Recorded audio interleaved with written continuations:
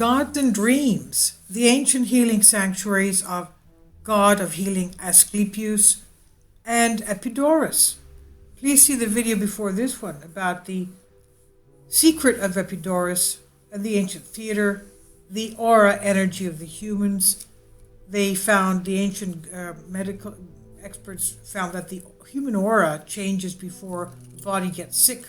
That's why they had these healing centers at ley lines, and we know that these ancient Greek theaters were found all over the world.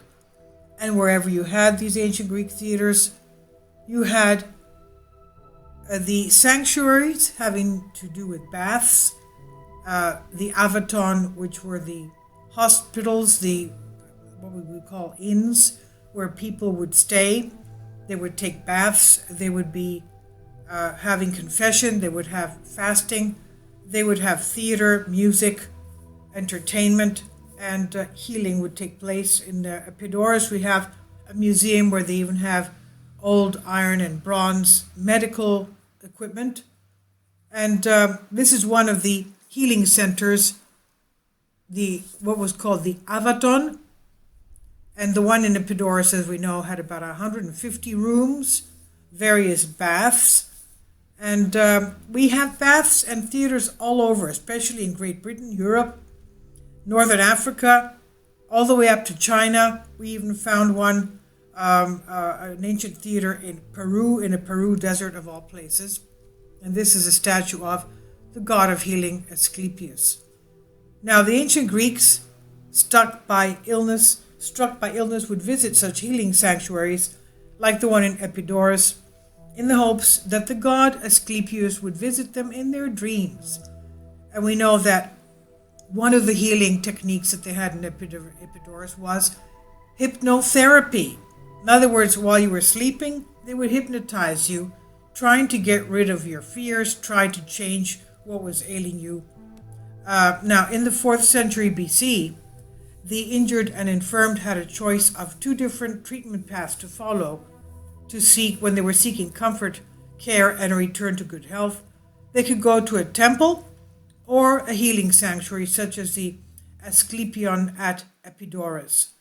And they would pursue a traditional faith-based cure through worship, sacrifice, dedication of votive objects to Apollo, Artemis, Asclepius, Ea means health in Greek, and other health gods, or they could approach a Hippocratic physician who offered practical, science-based treatments involving therapeutic herbs and other medicinal curatives called pharmaca, meaning pharmaceutical concoctions.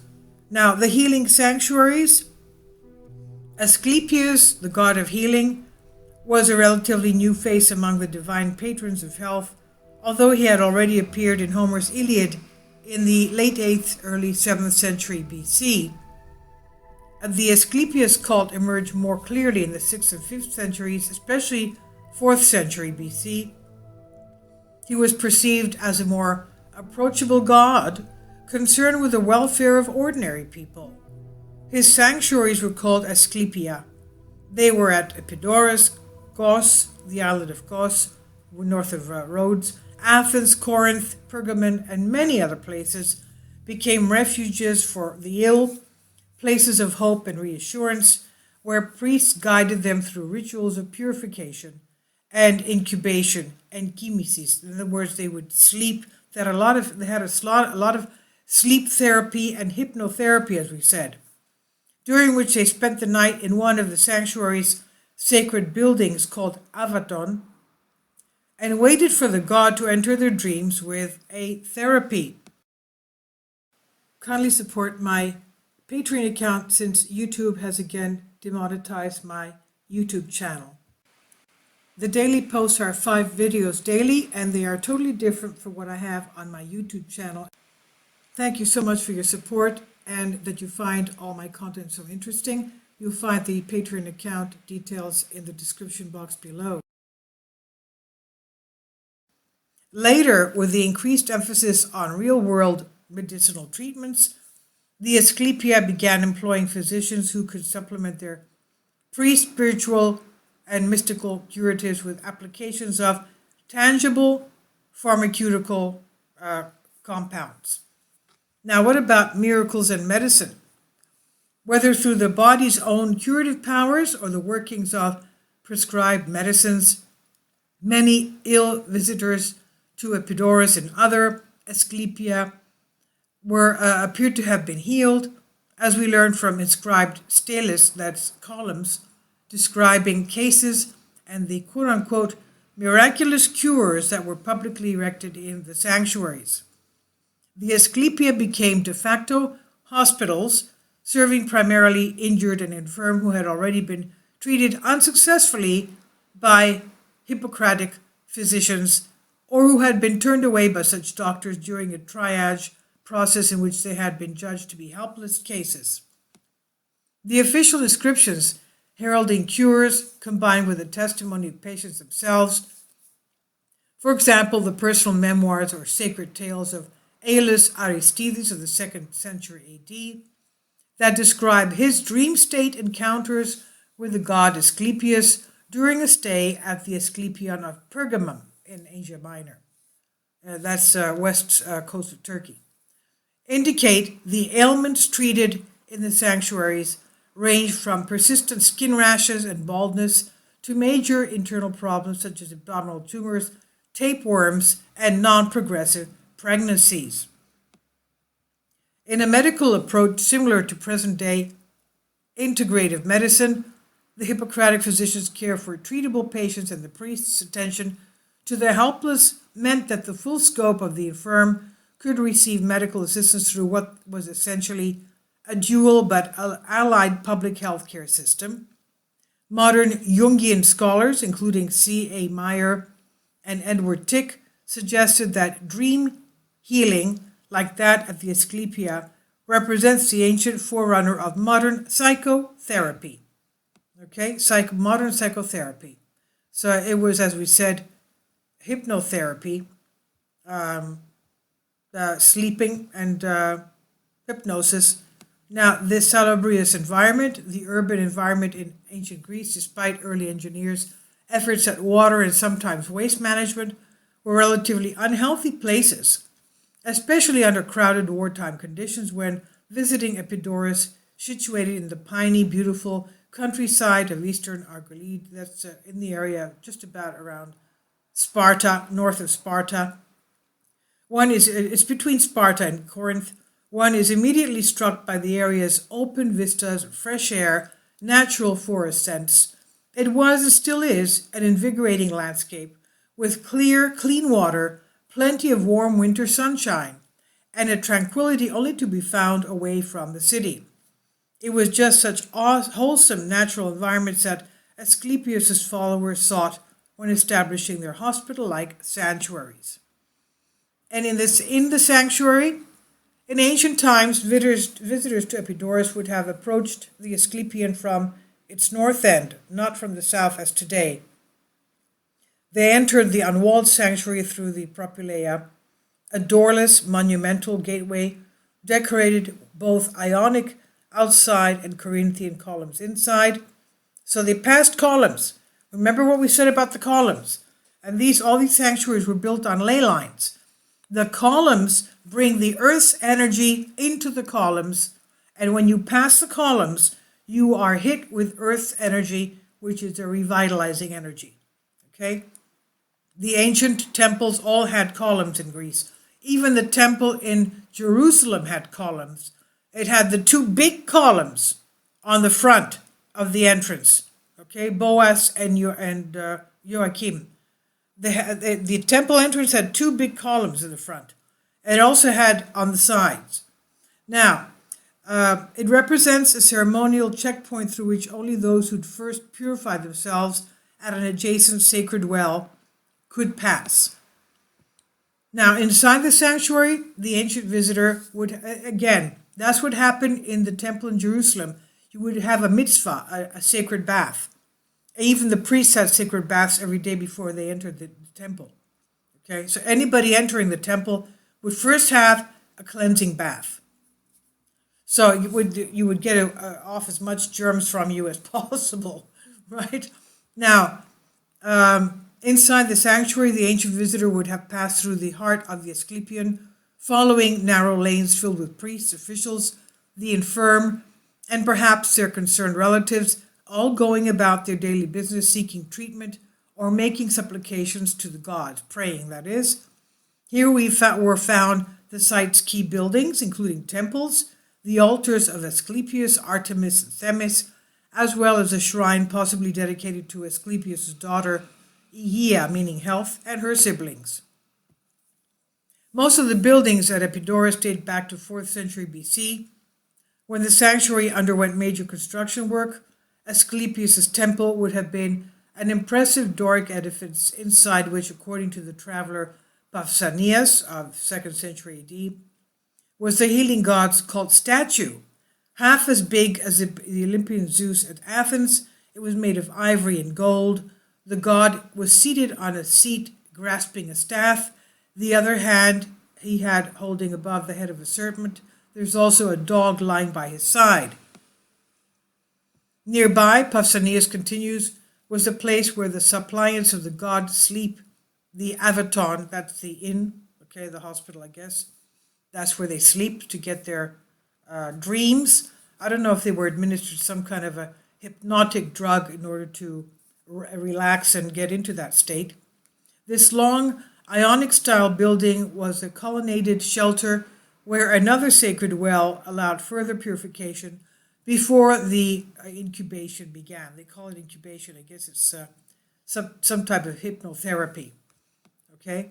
Now, slithering snakes, besides the Avaton, is a mysterious monument of uncertain function, a circular tholos, a dome, with maze-like passages below the floor level, now hidden inside its restored base. This tholos central location indicates a close association with the Asclepius cult, according to Pausanias.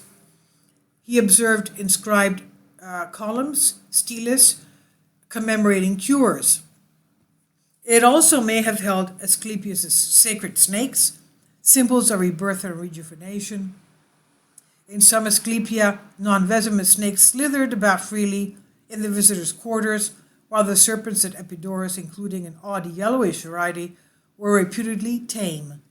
At Alexandria, according to Aelian, 2nd and 3rd century AD, the gods' snakes were gigantic, some reaching 3 to 6 meters in length, 6 to 14 cubits.